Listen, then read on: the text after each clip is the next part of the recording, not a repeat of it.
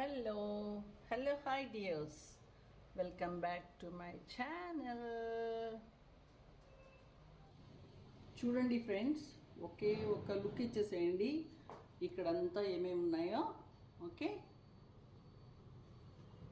అది అల్లం అన్నమాట, బెల్లం, జీలకర్ర, మెంతులు, ఎండుమిరపకాయలు, ఉప్పు, మినపప్పు, చింతపండు. అర్థమైపోయిందా? మంచి పచ్చడి చేసుకుందాం. Okay, get ready. ముందుగా ప్యాన్ వేడి చేశాను. ఒక 2-3 టేబుల్ స్పూన్స్, అంటే ఒక 3 టేబుల్ స్పూన్స్ అనుకోండి, నువ్వుల నూనె వేసుకుంటున్నా. పచ్చళ్ళకి ఎప్పుడు కూడా నువ్వుల నూనె బాగుంటుంది, చట్నీస్కి కానీ. ముఖ్యంగా ఇదైతే కొంచెం మనం నిల్వ పెట్టుకోవచ్చు, ఒక 1 వీక్ వరకు ఫ్రిడ్జ్లో పెట్టుకుంటే బాగుంటుంది అనమాట. ఓకే, నూనె వేడెక్కింది. ఒక 1/2 టీ స్పూను మెంతులు వేసుకుంటున్నాను, 1/2 టీ స్పూను ఆవాలు వేస్తున్నా, 1/2 టీ స్పూను జీలకర్ర వేస్తున్నా, 1 టేబుల్ స్పూను మినపప్పు, 1 టేబుల్ స్పూను శనగపప్పు, 1 టీ స్పూను ధనియాలు. చూడండి, అన్నీ ఒకేసారి వేసేసుకోవచ్చు. నువ్వుల నూనె కదా, అందుకని నురుగు వస్తుంది. కొంచెంగా ఇంగువ వేసుకుంటున్నాను. ఇంగువ మీకు ఇష్టం లేకపోతే మానేసేయండి, కానీ పచ్చడిలో చాలా బాగుంటుంది. ఇలా కలుపుతూ వేయించుకోండి, అప్పుడు మీకు తెలుస్తుంది. నురుగు పక్కకి వెళ్తుంది కదా, అప్పుడు మీకు చక్కగా వేగుతున్నాయని తెలుస్తుంది. చూడండి, కొంచెంగా కలర్ మారుతూ ఉన్నాయి కదా. ఫ్లేమ్ మీడియంలోనే ఉంది. ఇప్పుడు 3/4 కప్పు అల్లం అనమాట. ఇది అంటే 80 ml ఉంది. మీరు కప్పుతో అయితే ఒక 3/4 కప్పు తీసుకోండి అల్లం. దాన్ని వేసుకుందాము. పప్పులు కొంచెం గోల్డ్ కలర్కి వచ్చిన తర్వాత ఇవి వేసుకోవాలి. అల్లంని వేయించుకుందాము. అల్లం వేయించేటప్పుడు మంట బాగా తగ్గించేసేయండి, అంటే స్లో ఫ్లేమ్లో వేయించుకుంటే ఇది లోపల నుంచి ఉడుకుతుంది అనమాట. ఎందుకంటే అల్లం మంచిగా వేగాలి, అప్పుడే ఈ టేస్ట్ బాగుంటుంది. లేకపోతే మనం అల్లం పేస్ట్ తిన్నట్టుగా ఉంటుందన్నమాట. ఓకే, మంచి వాసన కూడా వస్తుంది. ఇలా చూసుకుంటూ మంచిగా అల్లం వేగేంత వరకు వేయించుకుందాం. నూనె చూడండి, నురుగు తగ్గింది, కొంచెం చిటిపట్లాడుతుంది, అంటే చక్కగా అల్లం మంచిగా వేగిపోయింది అనమాట. ఇందులో కొంచెంగా పసుపు వేసుకుందాము. ఇప్పుడు వేసుకోవాలి పసుపు, లేకపోతే మనకి అల్లం వేగిందా లేదా అని తెలియదు. పసుపు వేసుకున్నాను. చిటపట్లు ఆడుతుంది, చూస్తున్నారు కదా. మనం రోజు వాడుకునే మిరపకాయలు ఇవి ఒక 6 వేస్తున్నా.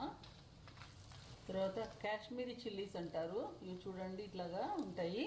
ఇవి మంచి కలర్ ఇస్తాయన్నమాట. ఇది ఆప్షనల్, అంటే ఎక్కువ కారం లేకుండా ఉంటుంది, మంచి టేస్ట్ కూడా ఉంటుంది, అందుకని వేస్తున్నాను. మిరపకాయలు వేసిన తర్వాత స్టవ్ ఆఫ్ చేద్దాం, ఎందుకంటే ఆ వేడికి అవుతుంది.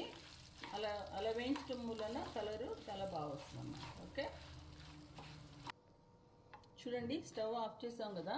ఇలాగా మిరపకాయలు చక్కగా ఈ నూనెలోనే నిగారింపుగా వేగిపోయినాయి.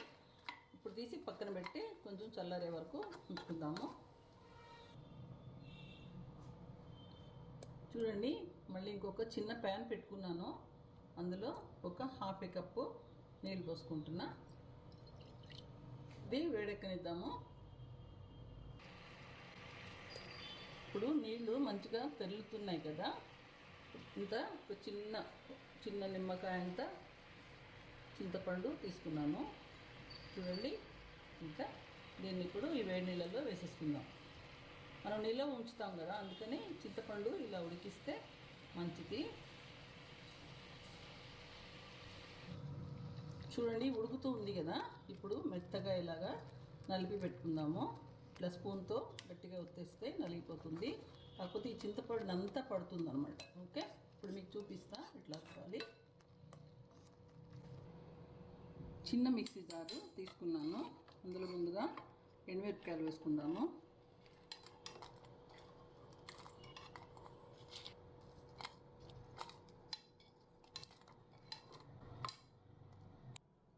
ఇప్పుడు ఒక టీ స్పూను ఉప్పు వేసుకుంటున్నా.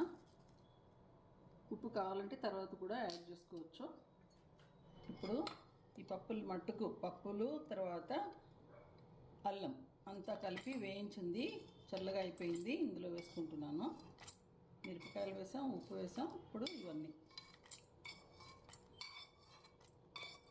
కొంచెం నూనె పడ్డా కూడా పర్వాలేదు, అంటే మరీ ఎక్కువ కాకుండా. ఓకే, మిక్సీకి మూత పెట్టి ఇప్పుడు ఈ పప్పులన్నీ కూడా మంచిగా నలిగేటట్టు గ్రైండ్ చేసుకుందాం.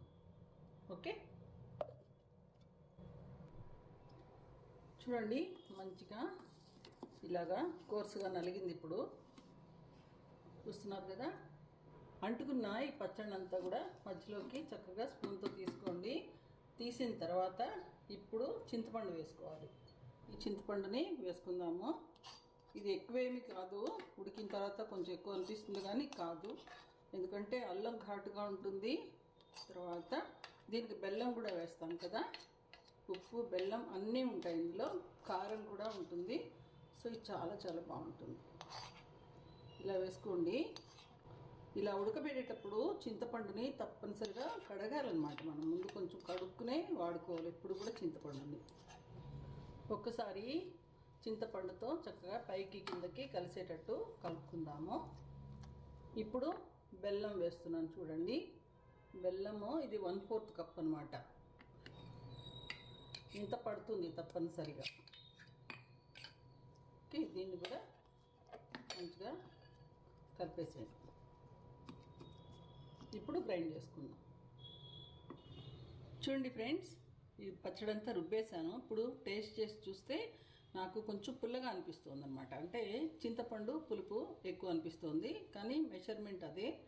అలా అయినప్పుడు మనం ఏం చేయాలి అంటే కొంచెం బెల్లం వేసుకోండి. అది మంచిగా న్యూట్రలైజ్ అయిపోతుంది, బ్యాలెన్స్ అవుతుంది. తర్వాత ఒక 1/2 టీ స్పూను ఉప్పు కూడా వేసుకుంటున్నాను. ఇలాగ మనం యాడ్ చేసుకుంటే సరిపోతుంది. ఇప్పుడు ఇంకొకసారి గ్రైండ్. చూడండి ఫ్రెండ్స్, అల్లం పచ్చడి కన్సిస్టెన్సీ చూస్తున్నారా ఎంత బాగుందో. దీన్ని మనం ఇలాగే పెట్టుకుందాము. చూడండి, మీకు తీసి చూపిస్తా. ఇలాగే స్టిక్కీగా ఉంటుంది. మనం దీన్ని చక్కగా ఆరిపోయిన తర్వాత ఫ్రిడ్జ్లో పెట్టుకోండి. అంటే 2-3 రోజులు బయటే ఉండొచ్చు. తర్వాత ఫ్రిడ్జ్లో పెట్టుకోండి. కావాల్సి వచ్చినప్పుడు కొంచెంగా వేడి నీళ్ళతో డైల్యూట్ చేసి వాడుకుంటే చాలా బాగుంటుంది. పెరుగన్నంలోకి, ముఖ్యంగా పెసరట్లు, ఇడ్లీ, దోశ అన్నింటికి ఇది ఎంత బాగుంటుందంటే, అది కాకుండా అల్లం కదా, అల్లం బెల్లం ఇవన్నీ కూడా చాలా హెల్దీ అనమాట. ఓకే, ఇవన్నీ వేయించిన నూనె ఉంది కదా, మిగిలింది కదా, దాన్ని ఇట్లాగా దీని మీద పోసుకుందాము. చూడండి ఎంత బాగుందో అల్లం పచ్చడి.